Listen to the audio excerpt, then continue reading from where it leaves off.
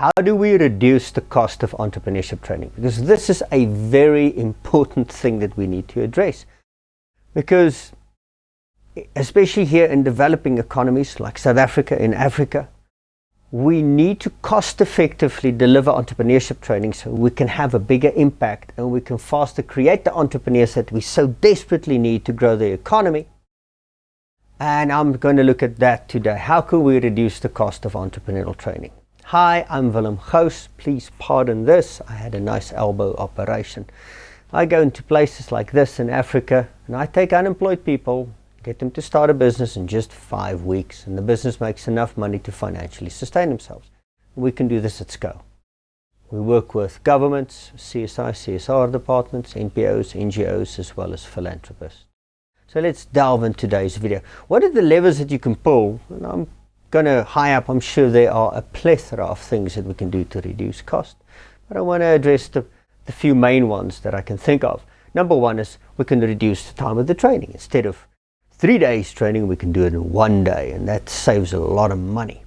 Also, we can, instead of 1 trainer and 50 people, we put 100 people there. So doubly effective, I think. My math serves me right. And then thirdly, we can play with alternative training methods. Edutainment, look at the Shark Tank. Or we can look at online training. Yeah, record once, deliver to millions of people out there. And that works well. But I think before we delve into each of these things, I want to ask the question, what's the real purpose of the entrepreneurship training? You know, what are we trying to achieve here? And that's a good question to ask. In my view, entrepreneurial training is there to create entrepreneurs and accelerate them and get them to start businesses that start stimulating the local economy and possibly create jobs for others. You know, when somebody goes on an admin training course, and haven't started the business yet, I see that as a waste of time and absolute money.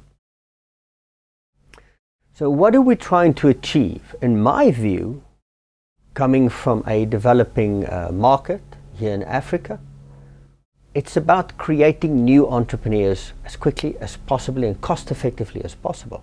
And that's how we can reduce the cost in that. So let's look at the time aspect.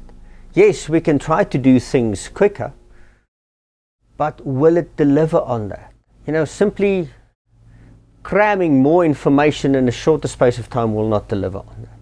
Then we can take a look at more people and the same trainer. Yes, we can start using group participation. That's a way to do that. Group discussion, that's always a nice thing.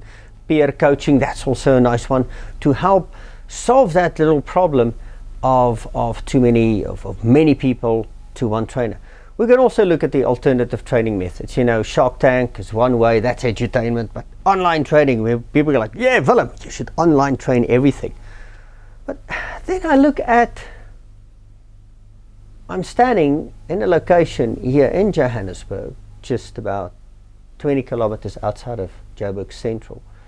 And I have LTE reception on my phone, but I have a 2 meg download and a 0.2 meg upload, so it doesn't work. You have to understand the context of these markets that we work in. We don't have data. The cost of data is too expensive as well. And simply having more people into that classroom in that environment is also difficult. We don't have the facilities for that. Usually we meet in a church hall or something like that. Yes, time is of essence. And there is a way to get around making the training shorter. But I think the key thing that should guide this discussion is, what are we trying to achieve? Now, if you look at the work that we do at the Human Entrepreneur, it's about creating new entrepreneurs. Getting people to start a business so that they can financially sustain themselves and their families. So here's something that we've been able to achieve to cut the cost of training. We've reduced the time of job creation through entrepreneurship to just 5 weeks. There's no funding involved in this for the actual business, so that cut program costs as well, drastically. And we can do this at scale. So it's not that we run a long-term program with a lot of overheads and then we create 20 people at the end. With our current training capacity, we can deliver 500 businesses a month. We can take that to more than 1,000 a month in 30 to 60 days. We can do this in multiple training countries.